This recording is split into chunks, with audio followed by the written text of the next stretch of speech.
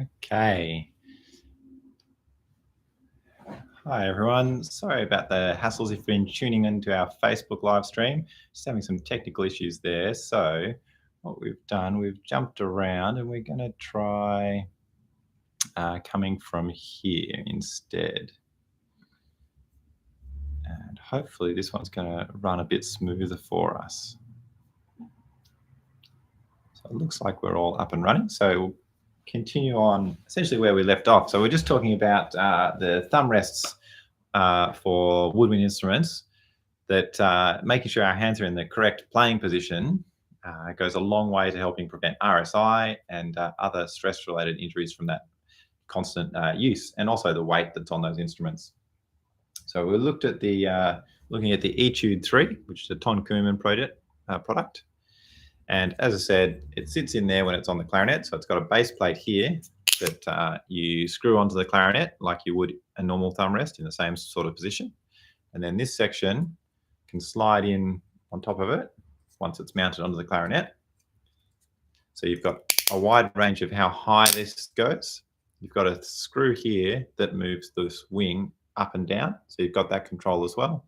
And it also moves in and out that direction. So you've got a lot of control as to where you're going to position that to make it the most comfortable in that instrument to help support that thumb. So that's the Etude 3. There is also the Maestro version for clarinet, or this one that I've got here is the oboe. But it is like a more space age version of that same concept.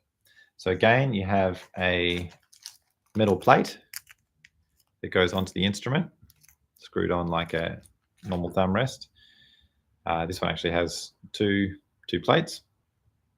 So you can put it onto multiple instruments. You've got a B flat and A clarinet, you put one on each, so you can use the same thumb rest on both. And this has got far more control over exactly how you use the rest. So you've got a couple of screws down here, which moves this whole thumb rest across either way, and you can adjust it very precisely. You've got a couple more on top, which controls this pivot here. So essentially, you can get it positioned so that it's putting pressure back into the arch of your hand rather than onto the thumb, which just gives you a lot more support when you're holding up that instrument there and supporting it rather than having it just on the tip of your thumb, which can lead to some stress issues in here. Obviously, the other thing that you can do is look at neck straps. We'll get to that. So that's the Ton Koopman one. That comes in a box that looks a bit like that. There's also the saxophone version, the Forza, which is similar sort of design. Again, you've got a screw here that can change the angle of where this sits on the saxophone. It's not quite as much control as the clarinet, but because most of the time you do have a neck strap for sure with saxophone, it's serving a slightly different purpose. So slightly different shape on that one. All right, well, maybe while we're talking about ergonomics and helping support the instruments, we might look at just a couple of quick neck straps as well, which I know not quite practice aids, not quite teaching tools, but can certainly help lighten the weight and make those practice sessions a bit more enjoyable. So there's lots and lots of different options. Essentially what we're trying to do is just take the weight off the neck. So preventing pressure on that spine, obviously not ideal. Alto sax weighs about 4 to 5 kilo, tenor about 6 to 8, depending on the model, and Barry obviously a bit more. So on a long practice session, that's a lot of weight to have hanging from your neck. There's a range of different harnesses and the like that you can use.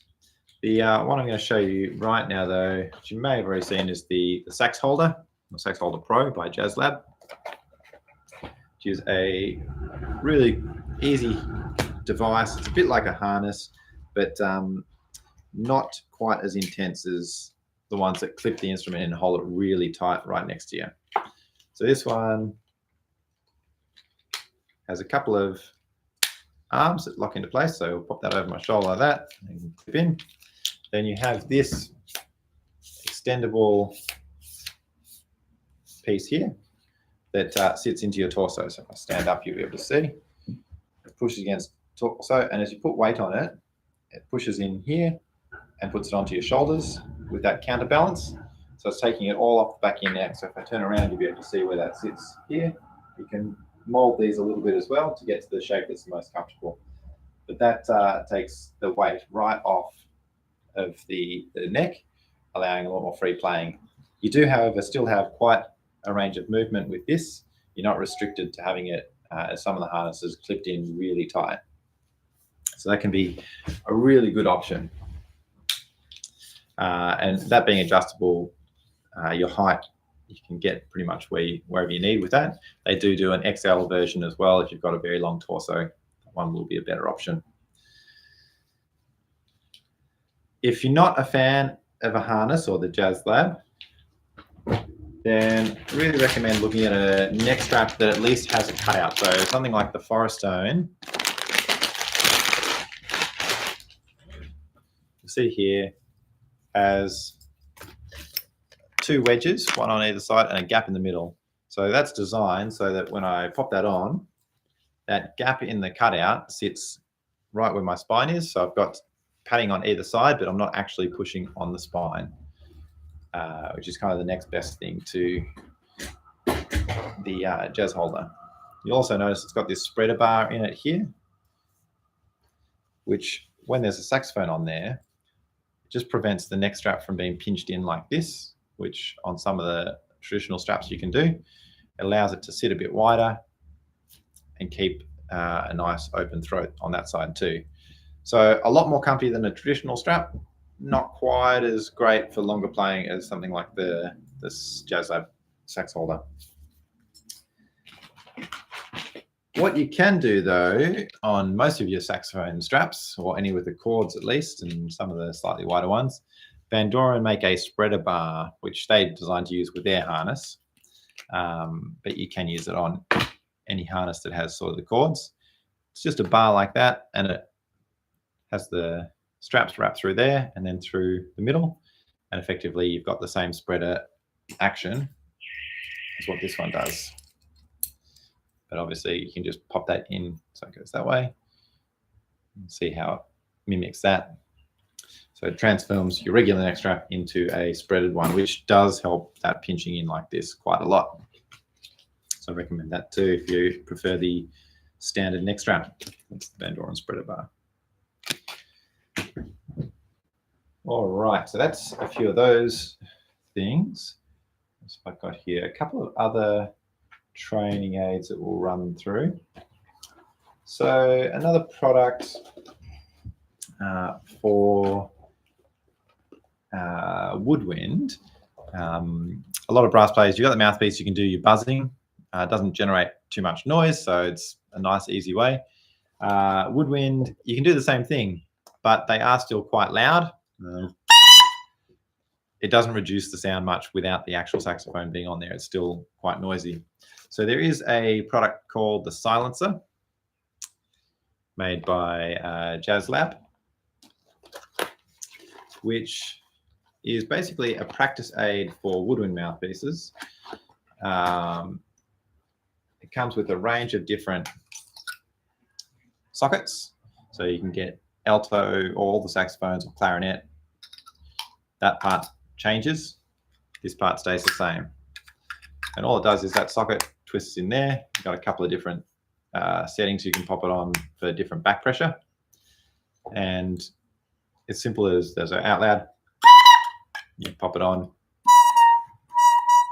So here it muffles it, pulls that right down in volume. So then, just as with brass, you can play different scales on the mouthpiece alone.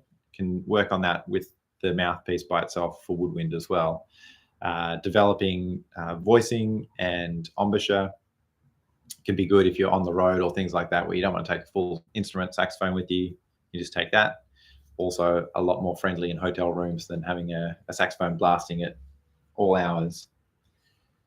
So yeah, saxophone or clarinet, that works on there. This device here also gives you a bit more back pressure than just here, so it's a bit more realistic feeling to how you play with the actual instrument attached. It does also come with a little exercise booklet, which has got some information on how to use the device, but also a whole bunch of different exercises for embouchure and breathing as well. And it's on the CD as well. So you've got a great resource there to work with.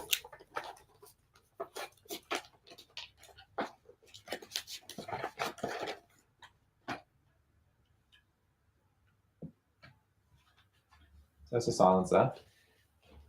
What else have I got here? We've got, I'll show you this device. So for clarinet technique, we have a device called classical fingers. Looks a bit like that.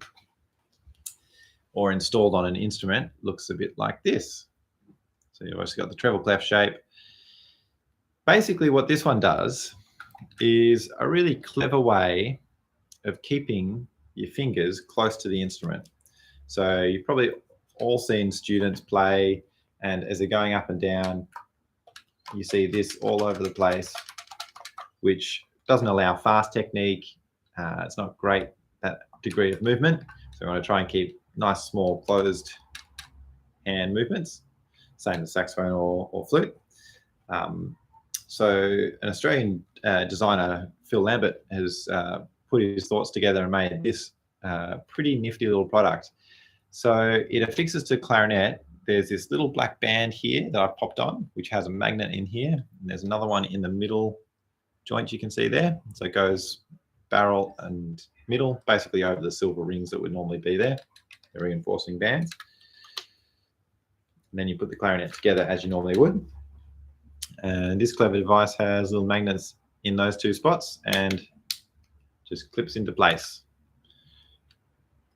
So then when your student or yourself is playing, if your hands start going wild, you straight away feel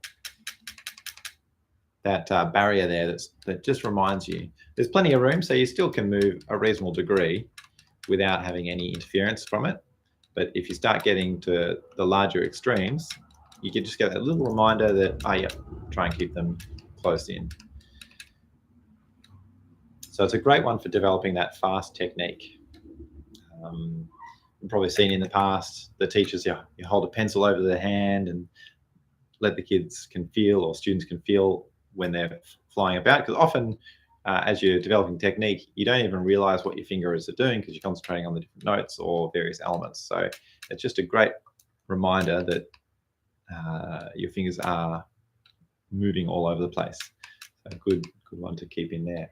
Can fit on pretty much all standard Bohm style clarinets, and some other ones, but sometimes if there's depending on the C sharp key location, it can be a little bit trickier, but the standard configuration clarinets fits fine. And obviously you can leave the bands on it to store it, so it can stay on in your case like that, and then you just pop it on and off as easy as that whenever you need it. So that's classical fingers.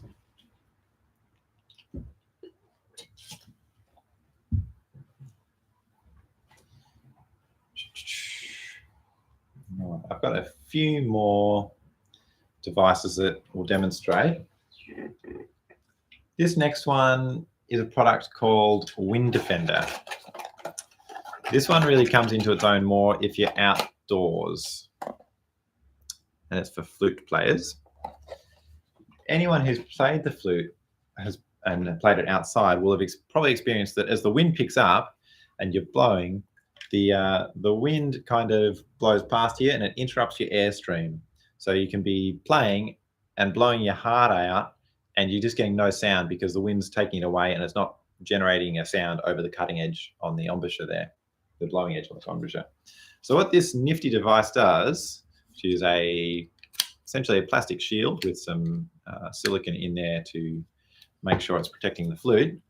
This just goes over the flute head joint like that, and it positions over the lip plate. You can see there is still the ability for some air to come out, but the way those air holes are channeled as well, it's deflecting any air that's coming at it down, so you're not getting it blowing back into the blowing edge of the flute there, which prevents the sound. So then, while it feels a little bit weird at first, once you get into the right position, you won't feel it touching you at all. It's just there, and then you can play normally.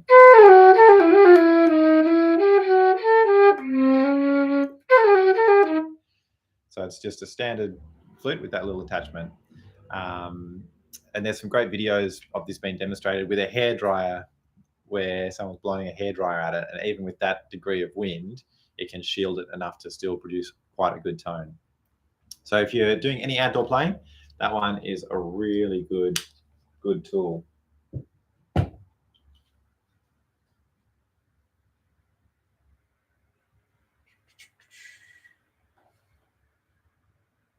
Right.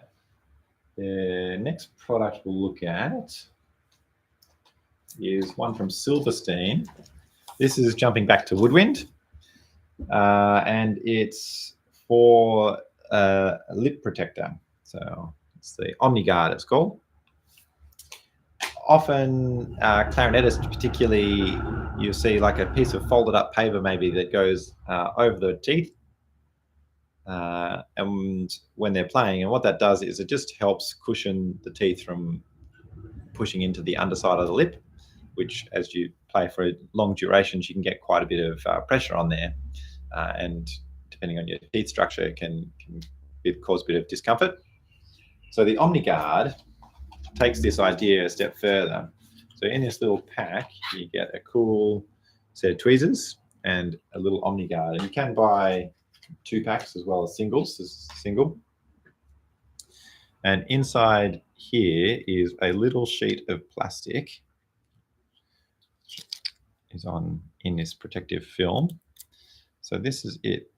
It's the OmniGuard. So it's a thin piece of thermosetting plastic. So essentially, what you can do is you get a bit of hot water and let this soften up in there, and then you can pop it over your teeth and mold it to the shape you need. And then once it's cooled down, it will stay in that shape over your teeth, and you can reuse it as much as you want.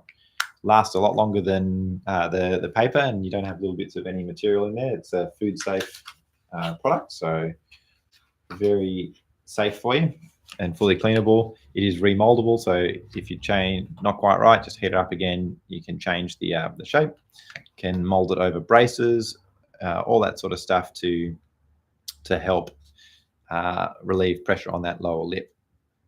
It can be used on the top of the teeth too if you wanted, but a lot less common. So I'll put that one back in there. I should say at this stage, there is a product for brass as well that does a similar sort of thing. I'll just see, can't quite reach it.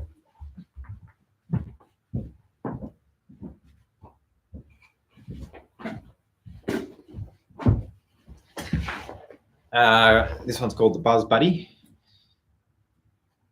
and it is a silicon ring that goes over the mouthpiece rim. So it gives you a bit of a cushion there. Instead of being the hard metal, it's just got that little bit of cushion there. So if you've got things like braces or any teeth issues or mouth problems, that can help relieve some of the pressure as well. Just gives you a bit more of a comfy ring to push onto. Okay. Then the last product that I think I've got out here to show you tonight, and again, I do apologise for anyone who's going to be joining us on Facebook. I am sorry that we weren't able to get that live stream running in that platform, but hopefully you found us here. This, and if you do have questions or anything like that, just shoot them through. You can send us a message on Facebook. You can send us an email at sales@musicplace.com.au. We can help you out with any of that. I'll also drop into the comments on the workshop event page a link to our site, which will have a page with all the products we've been discussing tonight. So you can easily find them if you have questions or want to look more into them. This last product that I've got here is a Marcinkiewicz mouthpiece visualizer. So this is a trombone one, obviously. And it's like a trombone mouthpiece with the sides cut out. Well, it's not like it, that's exactly what it is.